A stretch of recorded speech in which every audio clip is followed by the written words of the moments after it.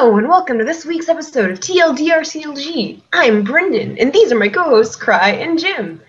Okay, I'm not actually Brendan. Hi.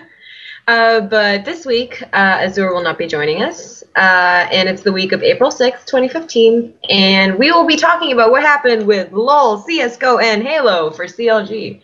So this week, La League of Legends, what do we do? Best of 5 versus Team Liquid. Pretty much everybody knows how that went down. Thoughts? Yeah.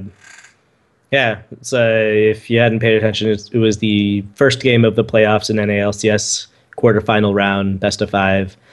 And it was like CLG's Kryptonite, the last split as well, or season as well. Curse shows up with a vengeance, or it is CLG's curse in fighting teams that have special quas and dominate on them. It was a nice 3-0 loss. We were the first ones to get knocked out, I believe. Correct. And this game actually, the whole series drew a lot of attention from people everywhere. I got like a review from Monty and a review from Rapid Star and comments from Loco and so on and so forth. Well, I mean, with good reason. Yeah, it's true. We've had this historical thing where CLG has a decline prior to playoffs and then hits playoffs and loses matches, loses series in extremely convincing fashion. And I think it was less so convincing in the first 2 games of this series. But like overall, it was a very good series to watch, in my opinion. I don't think it wasn't as like an ass kicking as the Curse series was, where Voy just showed up like out of nowhere. Fucking lightning bolt, that guy. Yeah, it was a good series. Way to put it. There's other ways to put it, but I think it works. Yeah, we can go a bit into each of the games. Yeah, why not?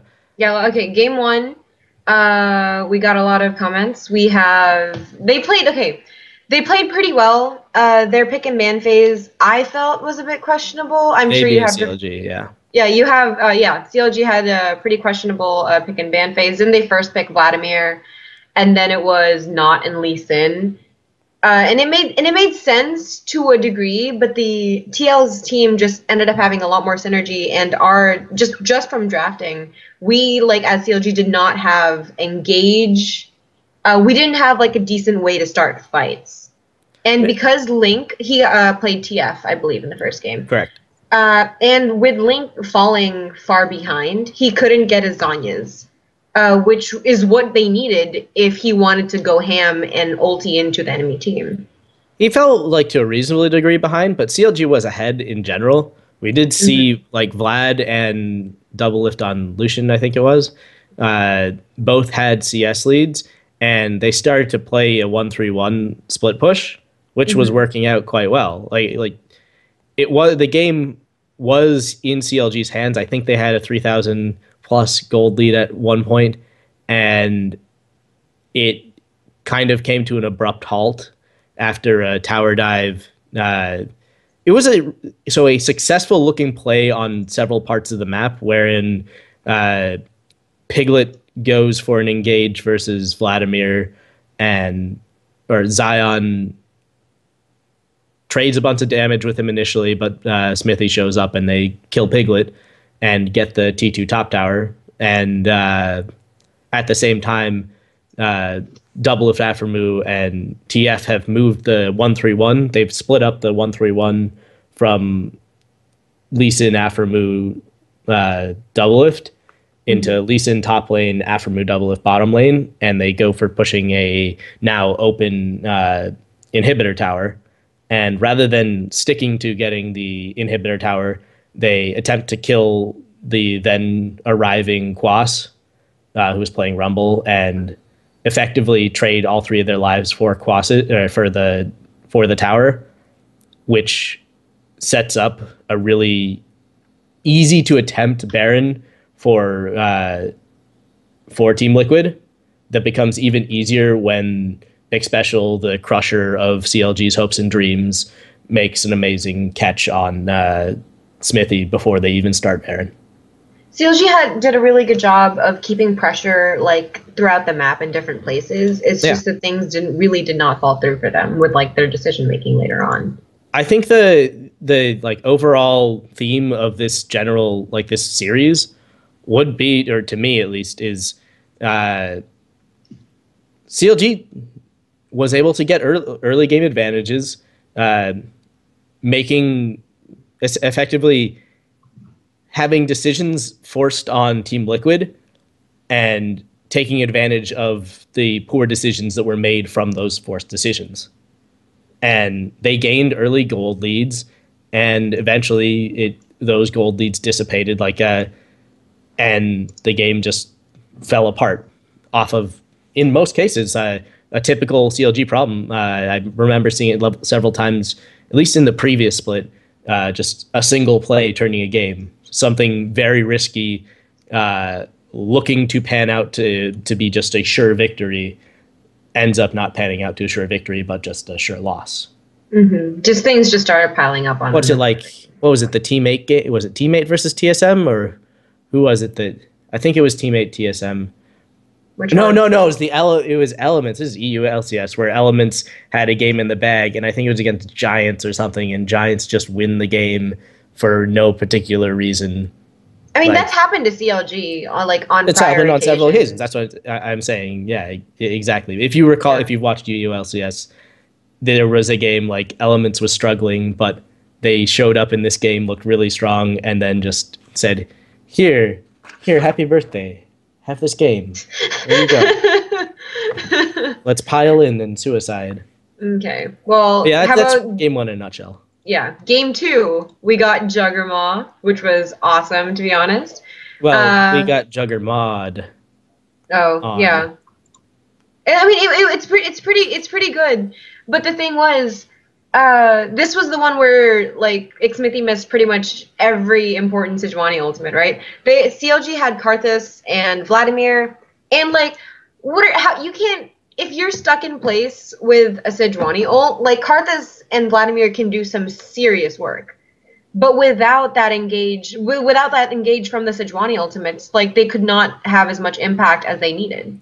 Like a lot of the time recently, Sejuani and Nautilus, the two major engages that CLG had, are known to be like these secondary follow-up engages, or that work well off of some sort of pick type engage, or like just positioning sort of engage. Well, those were their only real engages, and all of their attempts at engages just were dodged. I did see there were several in both the first two games. Aphromoo played Nautilus, and there were several good death charges. Some reasonably good plays, though there was nothing game winning. So not much. I mean, they were just plays that you expected to happen, but nothing that really turned the tables. And a lot of people actually they had in the game two, CLG had a very Wombo combo team. Yeah. Versus the whole like double AD carry thing for TL. And the thing is, if they had been able to actually complete like a full-on Wombo combo, and they were able to like wipe out 2 or 3 members, even with Karthus ult, like his he was doing a lot of damage, right? Like every time he started to do quite a bit of damage. Yes. Yeah, no, he like Link was having like some pretty good presence on that. So if they were actually just able to pull through with the Wombo combo, they could have killed, like, I don't know, 2, maybe 3 members of TL. And after that, it should have been a cleanup. Well, yeah, it became close to that sort of position in the game, and it just didn't pan out is the best way to put it. I think what a lot of critics of the game, the picks and games will say, is that CLG just needs that... they can pick 2, if they pick 2 engagers or 2 heavy CC characters, they need some sort of third character to line that up, something that can be an initial engage, because there's a lot of secondary engage that CLG picks, or they'll pick a primary engage and an okay secondary engage, nothing that can be a primary secondary engage. Like, let's say game 1, they had Nautilus, they had TF, those were their engage. potential engaging champions, maybe Lee Sin, but like they didn't have anything. They didn't have like the Sejuani or I don't know, the Scion or Maokai to follow up. They had traded that away and had Vladimir, which is high damage. He can amplify damage, but it didn't work out in the second game. They were in the same sort of position rather than having like, there was the argument like, well, okay, what can Link play that is mid lane that has high engage or can single out that Kog'Maw? I think an okay pick could have been Zed. I think was what was one thing. One thing that wasn't that banned or no? Monty said no. I don't think so. Okay, never mind. I don't know.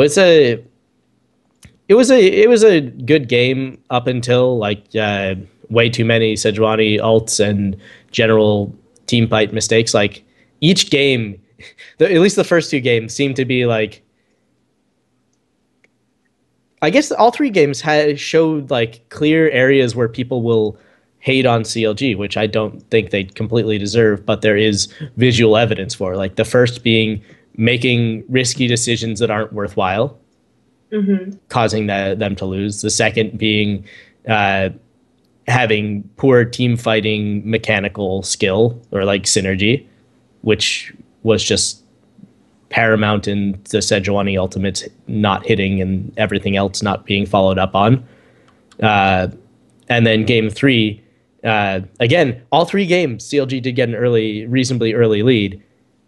And game 3 was, well, all the laners aren't like just the top of the line or like they're not all Bjergsen in their lane.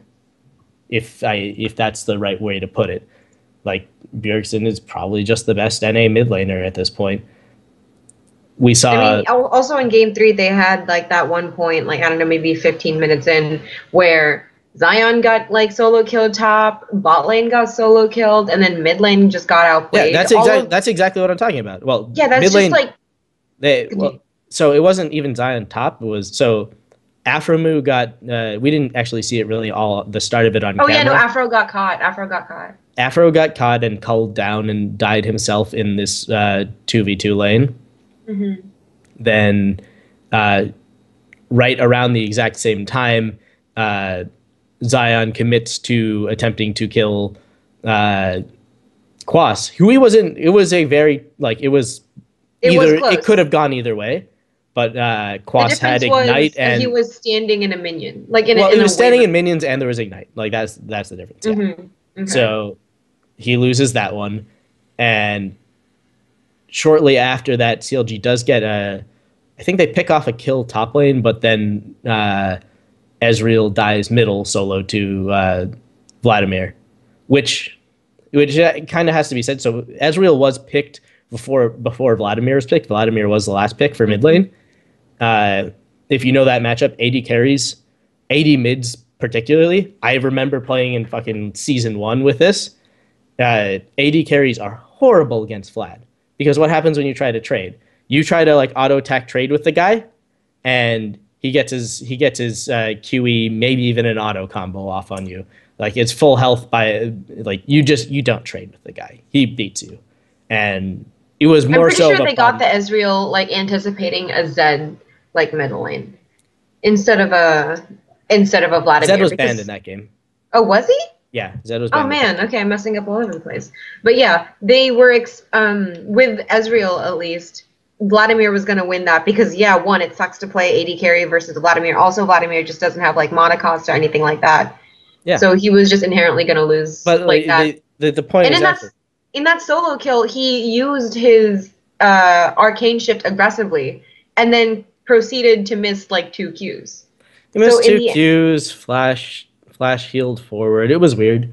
I mean, this is my point. The point I was bringing up exactly is that so game 1 they showed some risky decision making. Game 2 they showed some team fight synergy mistakes. Game 3 they showed individual fault in lane. It was desperation, tilt. Haha.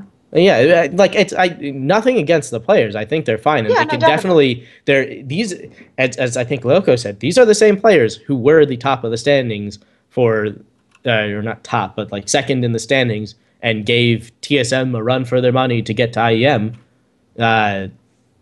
some few weeks ago. It's not like the players are individually bad. The rest of the region caught up and surpassed them at this point is a good way to put it.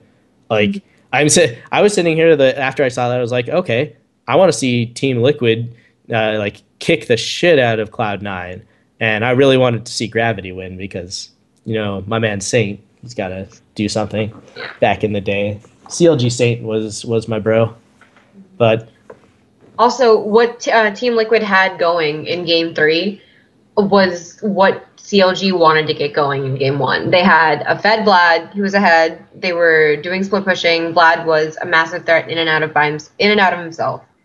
And that seemed to be what they were trying to go for in Game 1. It just ended up working better for Team Liquid because their team comp synergized more around it with the Hecarim and the Sejuani.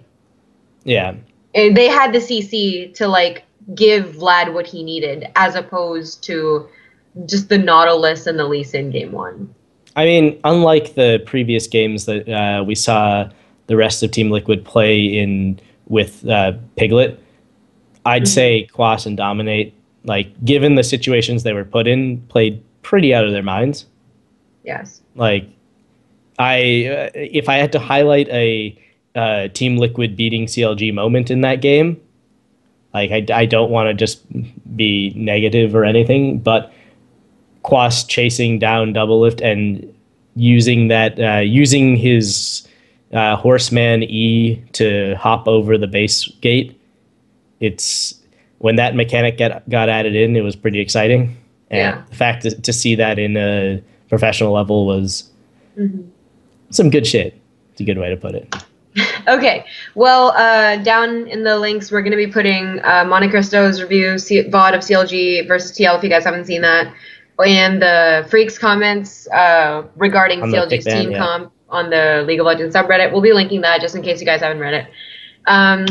Next up, CLG CSGO. We played in the Faceit League. We played 2 games. One was a win, one was a loss. One versus SKDC. And lost versus Team Liquid. Woo! We got like a trend going on, guys. Yeah. Okay, so for SKDC. Yeah, you go. Sure. Yeah. SKDC, yeah. So that was the first game that happened. It was on Dust 2. And we started CT side, won the pistol round. And I'd say I highlight Hazed as a player for this whole CT side. Tarek overall did really well, but basically CLG dominated the CT side on this map. Peter wasn't going off. It wasn't one of these like op montage things. And if you've paid attention to CSGO patches, right as this game hits, like within that day is when the CSGO patch nerfing op movement speed. So when you're scoped with an op, you move 33% slower. So that really, I think Peter's quoted on saying that it nerfs picking mid as a CT side opper, just because you can't like shift around and shoulder peek very well. Yeah. And also like just CLG, just because, I mean, it might have had something to do with the fact that they started CT side, but they were showing like they were super dominant in this game. They had like, what was it, 9 straight rounds before like SKDC was even able to take a round off of them. It was 9-0 for a while, wasn't it? I'm pretty sure. It wouldn't have been 9-0. It was straight rounds on the CT side up until what has to be said though, is SKDC was playing with subs, or not their confirmed full roster, their new roster. I think they're changing things around further. And once it got around to the T side, SKDC did pick up a couple rounds, but they had in between. SKDC picked up the pistol round, and CLG had to wait till the first buy round to just take over and win the game in the end. But they had a sub, like a further sub than their already sub filled out team in this on the T side or on the CT side, because one player was having lag issues. Though there were several 3Ks by many players of CLG, and I was very happy about that. Tark had a real cool one over by He had long. B side? Yeah, it was by long. He had No, one it was on A side. A It was long. A side. Yeah. He had A long. He got I think it was a quad with an op, which was pretty nice. Or four. Our team was doing like pretty well on this map. Yeah, it was it's what you expect against. Like, this is what I expect against like not a top tier North American team that doesn't have its full roster.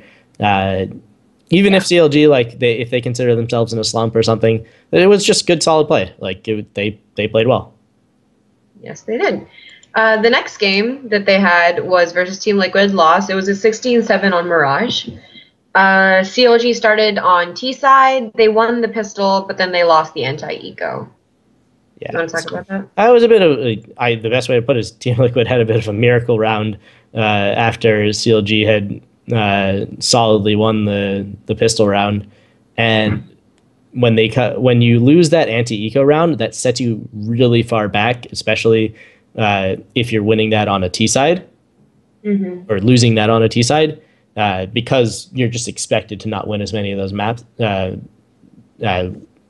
rounds, and CLG ended up struggling. I think they got a second round a bit like shortly after, but weren't able to come up with enough T-side wins until very late in the half to be considered in position to have a chance at winning the map. Like, traditionally, with how CT-sided a lot of the maps in CSGO have been, you want to win at least, let's say, I think it was 5 on Mirage is what you expect, and or at least 5 is like good for the T side. Well, the meta has shifted to a degree where there's at least on Mirage there are a lot of really solid executes, specifically on A. There's several good A executes that you can mix up and have good play on, or mid control is really easy to take against a lot of teams.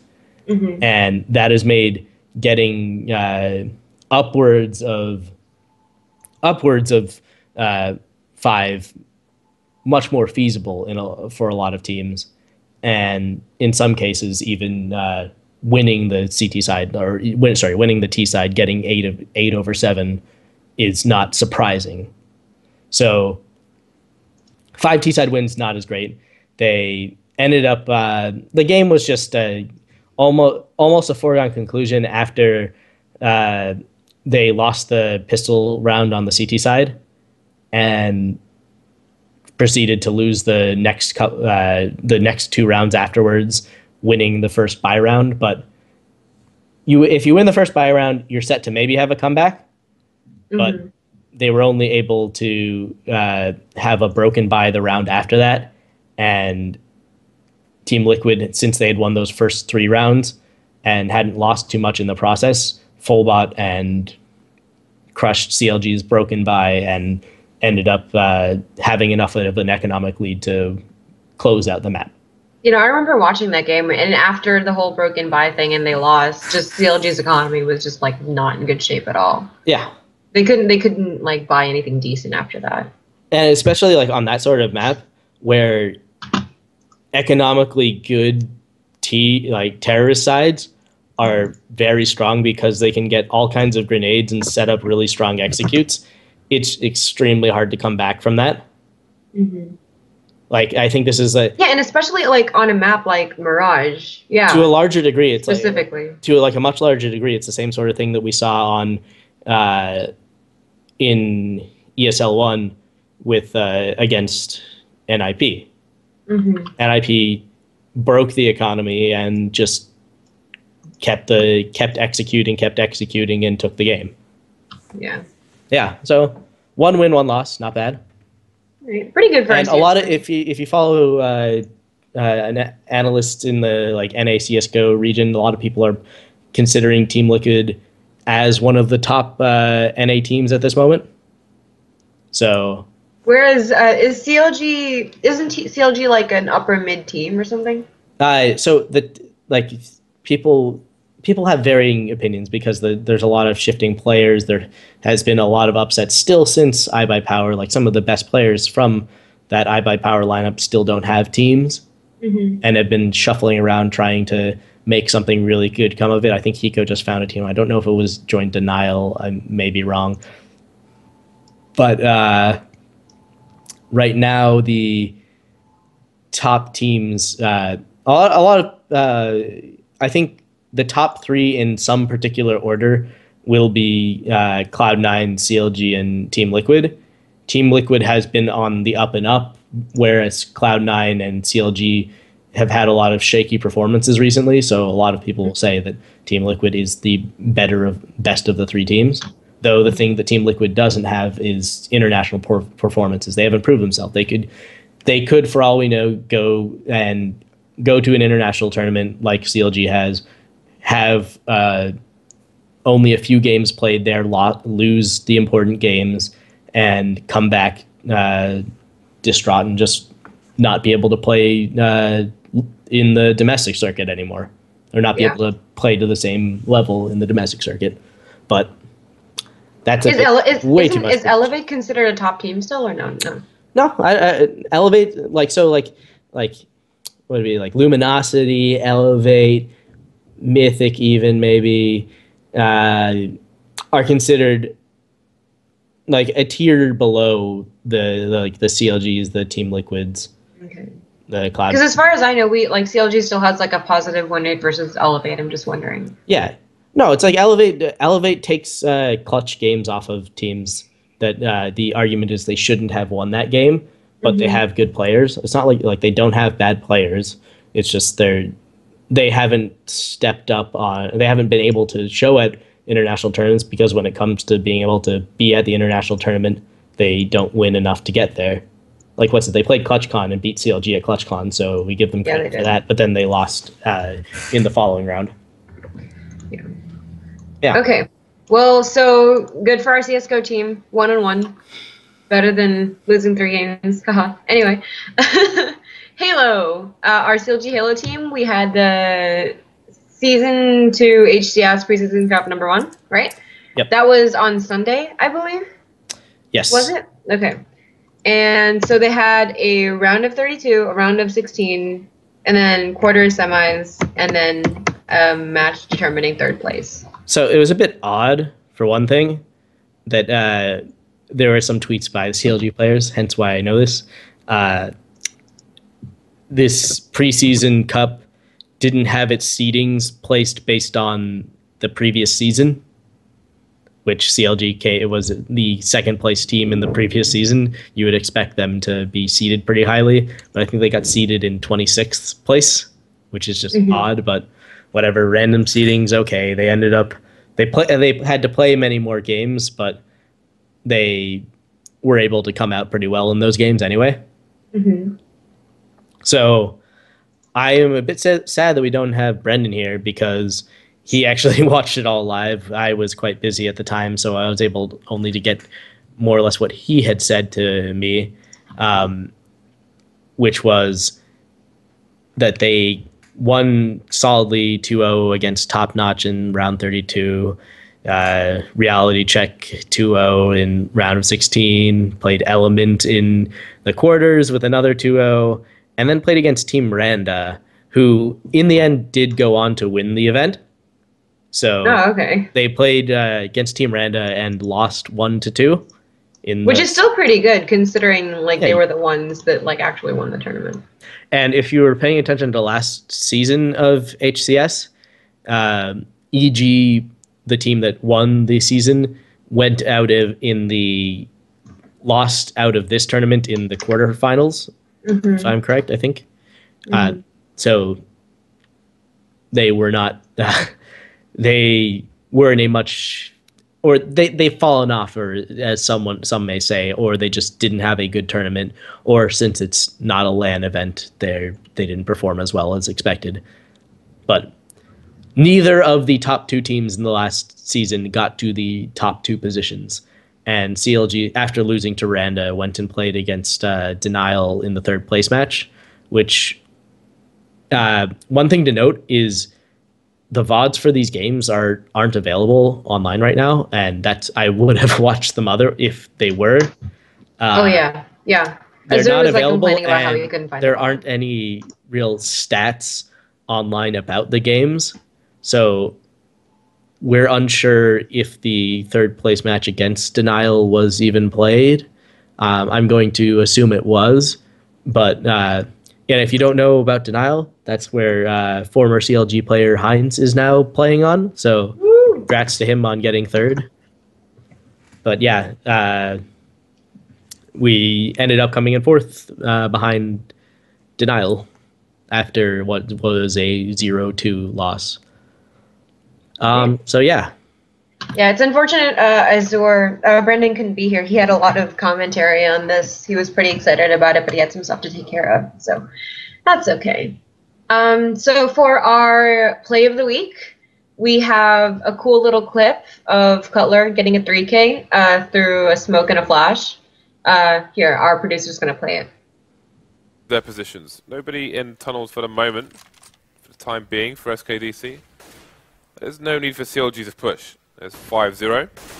They've got an aggressive position actually no they don't. They've got a passive position on long for the time being. Still a player over towards Car.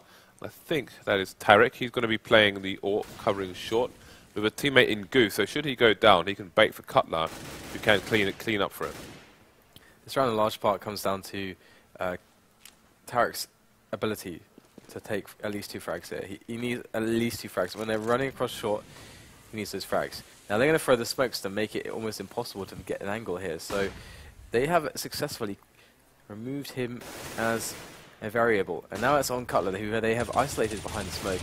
And Tarek, who is repositioning to actually get himself in a spot to do some damage here, but it's not quite happening. Look how I can't see anything here. It flashes through to get the peaks, to get the damage, and all the frags are going to follow. Great stuff there from Cutler in a very awkward spot, and they have yet to lose a man. Hot damn, that was great. Yeah, that was so good. Like, What a guy. you talked in prior episodes about like their aiming issues, and that was actually pretty. Like, his reaction was pretty decent on that one. I'm glad for that play. He was in a pretty close range. He was. So it makes it much easier. And when you catch people off guard like that, like if you've watched streaming CSGO players, it's a very common thing to do the right click like lob of a flashbang and back through a smoke for it. And he just does it at the perfect timing to catch 2 players on catwalk off guard. The second player that he got on catwalk, were they not looking at him? Is that why he didn't get shot at? No, he just made a really. Now I'm trying to remember. Or was he blind? I think he blinded both of them, but it was more of like you don't expect someone to push through a smoke because you can see them faster than they can see you. But he came through the smoke at this odd angle where it was likely. It's likely that I think that guy stepped down down the stairs at catwalk to be able to like stay out of vision when flashed. So when Cutler gained position over the first guy and then and was able to turn to the second guy because he knew he was likely there, or that was the smart position to turn his crosshairs to. The other importantly or the interesting one was just getting that nice spray through the smoke kill right off the bat. That was really nice. That was really nice. And then he was able to switch like right to the Tech 9 afterwards and like get out of the molly and finish off the last guy. That was awesome. So like from the play of the week, do you have a player of the week? Well, when I was noting stuff about CSGO particularly, I really liked Hayes this week. That was in the SKDC game. He had a lot of good plays. Though overall, I guess just because he's supposed to be, or quote unquote, the carry, we saw a very good scoreline in both games out of Tarek. But I think in several points, Hayes really stepped up. So I put it his direction, though I really wish I had VODs of Halo to be able to maybe make discern on that end as well. But what more can I do? Yeah. Personally, even though they didn't exactly win for League of Legends, I'd like to give credit to Zion Spartan. He was, like, in terms of at least his Vladimir play in the first game, like, he shouldn't have been able to get as far ahead as he did. And granted, part of that was because of TL's mistakes, but I still think that he did pretty well, pretty solid in the League of Legends game, despite the results. So, those are just my votes. Sure. Okay.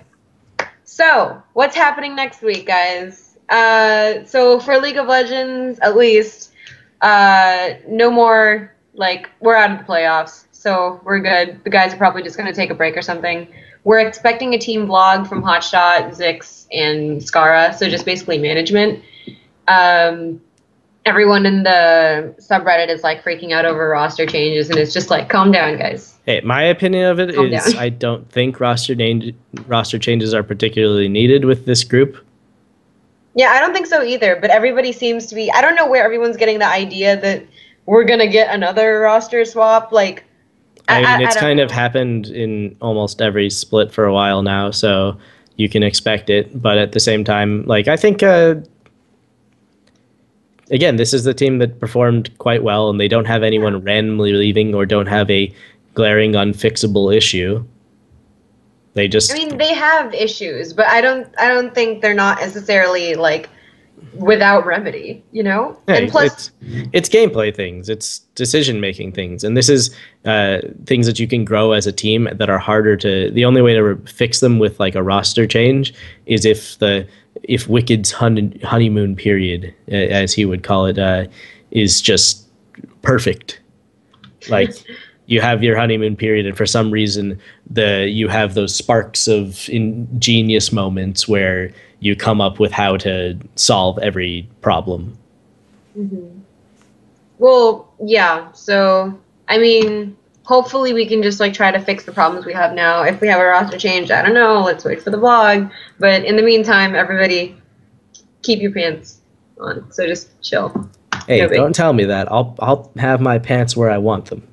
Okay, thank you. Let's leave that off the camera. The pants off? I can move the camera. No, we're good. We're good. You sure?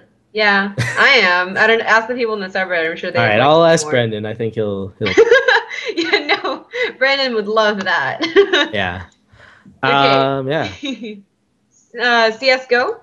We have a game versus Cloud9 in the Face It League also. The last one. On the 13th, which is Monday, I believe. Is it? Yeah, it is. It's Monday, and on the 17th, which is Friday. We'll cover it again in next week's episode, but they have an ESEA game on the 13th, and then on the 17th, they have CEVO. Correction on those. Those are the LAN events. I may not have the exact dates. I think maybe the ESEA event is this weekend. I didn't have the actual --. I'm pretty sure ESEA LAN is on the 13th and CEVO LAN is on the 17th. I think the 17th being that whole weekend is the CEVO LAN. Okay. Both of which, to my understanding, are international, but I don't fault me if I'm just wrong. Right. No, it's fine. But we'll cover it again next week to clarify. Also, if what you're saying is true and we have an international LAN, that's really good for the guys because it's just more experience. And I prefer watching them play LAN just because there's less problems with DDoSing and so on and so forth. Ooh, yeah. And it's just nice to see, like, how they hold up in an actual LAN setting. But yeah, we've got the Cloud9 Face It. And then finally, for Halo, we have the HCS Preseason Cup #2, right? So this week we had #1. Haha, amazing. Next week, #2. Wow. So you guys can watch live on twitch.tv/Halo because more than likely the VOD's not going to be released just because they're weird like that. I don't know why. They should really figure that out. Like in terms of releasing data and stats and VODs. But yeah, if you guys want to catch it, it's on the 11th, I believe, which is, again, which is Saturday. So we'll have more information up on that on the actual subreddit. And then finally, we have Iron Gaming Atlanta, which is on the 17th, which is Friday. So that'll be great. Chances are you won't find the VOD. So again, try to watch them live if you're interested. And yeah, final thoughts, Jim? Well, let me make a quick correction for myself. The ESCA LAN is the weekend of the 17th. Okay. So it is the 17th, 18th, and 19th. There's quite a bit going on in each of those. There's an all-star game, many games. And the CEVO LAN is at a different date. And I will find that and see if I can link that in the comment. Okay. Well, in terms of like games, League of Legends VODs are really easy to find because it's very organized. CS:GO VODs are pretty relatively easier to find, but then just Halo is just a pain. So if you guys really want to watch that, I suggest doing it live because that's just do it like Bill O'Reilly. Just fuck it, do it live. Okay, well, that's for all for this week's episode of TLDR CLG. Hopefully next week we'll have the whole crew back with Azure Cat. We know how much you guys love him. You know you want me to just be alone by myself. Oh, yeah, no. See, look, the plan is slowly we're actually just going to start dwindling. Eventually it'll just be you doing the show. Yeah, I know. I've already got my plans. I've got like 4 cameras. I can do like Gimo vision. Great. It'll be great and awful at the same time. Editor on that. All right. Well, thanks for watching, guys. Yeah, see you next week.